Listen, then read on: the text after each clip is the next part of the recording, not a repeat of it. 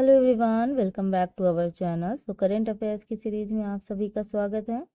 मेरा नाम प्रतिभा है और जैसे कि हम करंट अफेयर्स के डेली 10 क्वेश्चंस अटेम्प्ट करते हैं जो हमारी एग्ज़ाम के लिए इम्पॉर्टेंट है। लेकिन अब हमारी कोशिश ये है कि जितने क्वेश्चन हमने अब तक किए हैं उनको रिवाइज भी किया जाए, क्योंकि अगर रिवीजन नहीं हुआ तो जो चीज़ें हमने पढ़ी हैं वो हम भूल जाएंगे। और भूल जाते ही हैं, इंसान का दिमाग इतना भी वो नहीं है कि एक बार कोई चीज़ पढ़ लो तो तुरंत याद ही रहे। उसको रिवीजन करना इम्पॉर्टेंट है, तभी वो दिमाग में फिट बैठती है। तो ये एक सेशन ऐसा भी आएगा जहां हम रिवीजन करेंगे, तो इसके लिए आप इस चैनल से लगातार जुड़े रहें ताकि आपको इससे जो भी बेनिफिट्स और जो भी इम्पोर्टेंट क्लासें हैं वो आपको मिलती रहें। फिलहाल स्टार्ट करते हैं, अपने जो 10 इम्पोर्टेंट करेंट अफेयर्स के क्वेश्चन हैं उनको करते हैं। पहले क्वेश्चन की अगर हम बात करें यहाँ पे, तो पहला क्वेश्चन है आपका, भारत ने शासन पर पहली बार अंतर्राष्ट्रीय सम्मेलन की मेजबानी की है।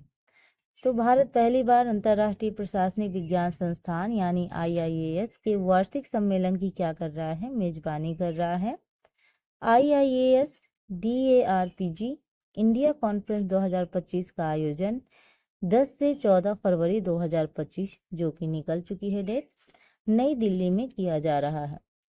ये वैश्विक कार्यक्रम 55 से अधिक देशों के विशेषज्ञों को सार्वजनिक प्रशासन, शासन और नीतिगत नवाचारों पर डिस्कशन करने के लिए क्या प्रदान कर रहा है, मंच प्रदान कर रहा है।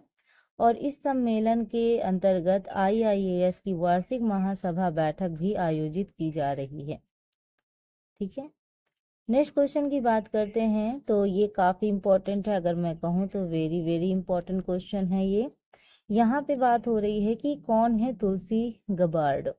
अगर हम बात करते हैं तो ये अमेरिका में बनी नेशनल इंटेलिजेंस डायरेक्टर तुलसी गैबार्ड ने इतिहास रचते हुए अमेरिका की राष्ट्रीय खुफिया निर्देशक यानी DNI के रूप में क्या ली, शपथ ली है।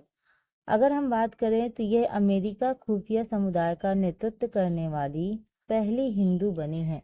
तो यहाँ पे जहाँ पहले की बात हो जाए वोमेंस की, वहाँ पे वो क्वेश्चन काफ़ी इंपॉर्टेंट हो जाता है, तो इस चीज़ पे विशेष ध्यान दीजिएगा।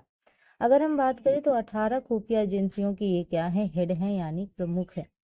यहाँ अगर हम बात करें तो गैबार्ड को एक पूर्व डेमोक्रेटिक कांग्रेस वुमेन और इराक युद्ध की अनुभवी और 2020 की राष्ट्रपति उम्मीदवार भी रही हैं। अगर हम बात करेंगे तो 2020 की राष्ट्रपति उम्मीदवार भी थी, इराक युद्ध का एक्सपीरियंस भी है और डेमोक्रेटिक कांग्रेस वुमेन भी हैं। अगर हम बात करेंगे तो ये जो इनका एक तरीके से बात करें तो ये काफ़ी जो हाईलाइट पॉइंट होते हैं, चर्चा में काफ़ी रहती हैं। ये कौन, जिनकी हमने बात की, तुलसी गैबार्ड, ये इनकी एक बार फोटो देख लीजिए ताकि आपको याद रहे।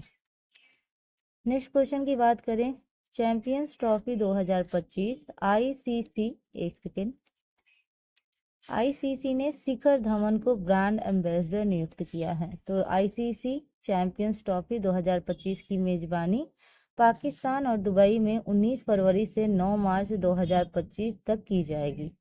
जिससे क्या है, क्रिकेट जगत में एक उत्साह बढ़ रहा है। भाई क्रिकेट के प्रेमी तो बहुत सारे लोग हैं, क्रिकेट देखना, वो चाहे लड़की हो चाहे लड़का हो, बूढ़े से लगा के बच्चे तक आजकल क्रिकेट के शौकीन हो चुके हैं, सब क्रिकेट देखते हैं। तो यहाँ पे अगर हम बात करें तो टूर्नामेंट के 4 आधिकारिक ब्रांड एम्बेसडर में भारत के पूर्व सलामी बल्लेबाज शिखर धवन को शामिल किया गया है। अगर हम बात करें तो यहाँ पे एक तरीके से मतलब एक न्यू है, एक नया रोमांच को जोड़ती है। तो यहाँ पे बस इतना याद रखिएगा, जो ICC चैंपियंस ट्रॉफी 2025 है, वहाँ पे जो ब्रांड एम्बेसडर हैं वो किसको किया गया है, शिखर धवन को भी शामिल किया गया है। ये रहे आपके शिखर धवन। नेक्स्ट क्वेश्चन है, भारत अगले वैश्विक AI शिखर सम्मेलन की मेजबानी करेगा प्रधानमंत्री। अगर हम बात करें, प्रधानमंत्री नरेंद्र मोदी ने घोषणा की कि भारत अगला ग्लोबल AI समिट की मेजबानी करेगा। ये घोषणा पेरिस में हुए AI एक्शन समिट के दौरान हुई, जहां PM मोदी और फ्रांस के राष्ट्रपति इमैनुअल मैक्रो ने वैश्विक सहयोग और जिम्मेदार AI विकास पर क्या की है, चर्चा की है। इससे रिलेटेड हम पहले भी चर्चा कर चुके हैं, जहाँ पे हमने बात की थी प्रधानमंत्री नरेंद्र मोदी और फ्रांस के जो राष्ट्रपति हैं इमैनुअल मैक्रो की हमने बात की थी। ठीक है, तो एआई पर ज़्यादा जोर दिया जा रहा है।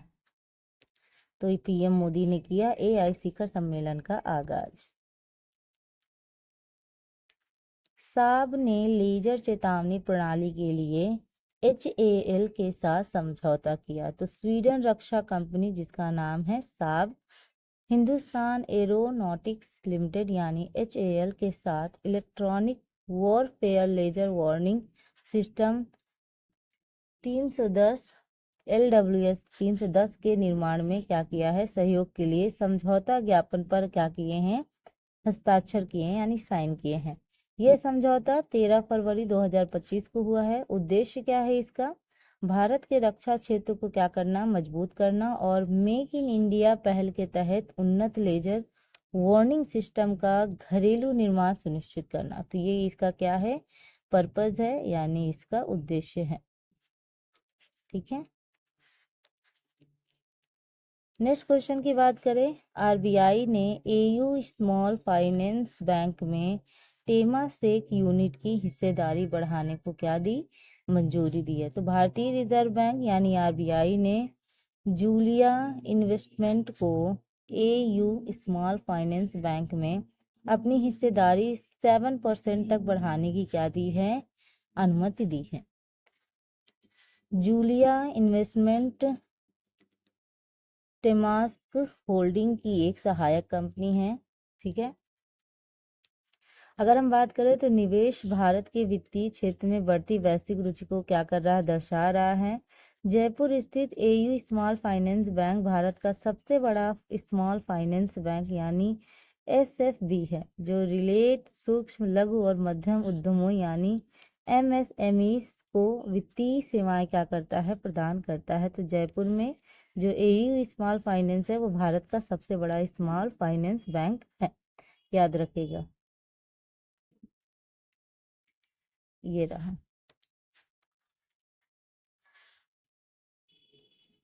मुकेश अंबानी एशिया के सबसे धनी परिवारों की सूची में शीर्ष है। मुकेश अंबानी को कौन नहीं जानता।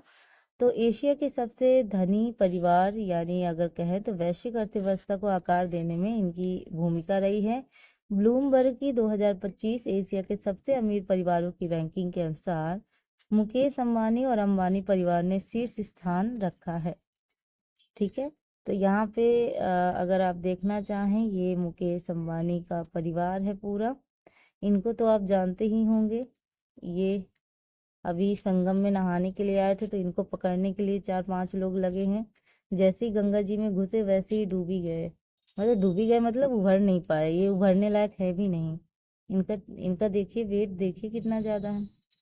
फिलहाल वेट से क्या ही लेना देना, आप खाए पिए घर के हैं तो वेट तो हो गई, सॉरी। चलिए, ये थोड़ा सा जोक सा पार्ट था, कोई सीरियस बात नहीं है। अगर हम बात करें AIIMS दिल्ली ने बायोमेडिकल अपशिष्ट प्रबंधन के लिए सृजनम का अनावरण किया है।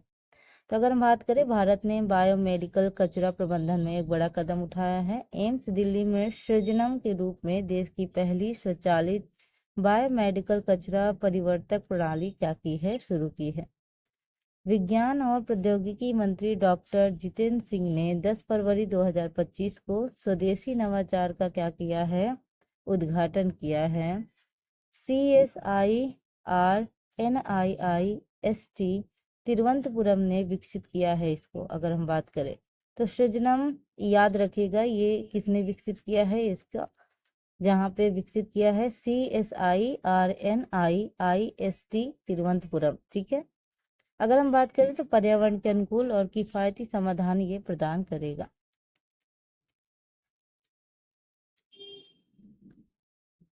लोकसभा ने संसद में 6 नई भाषाओं में ट्रांसलेशन सेवाओं की घोषणा की है।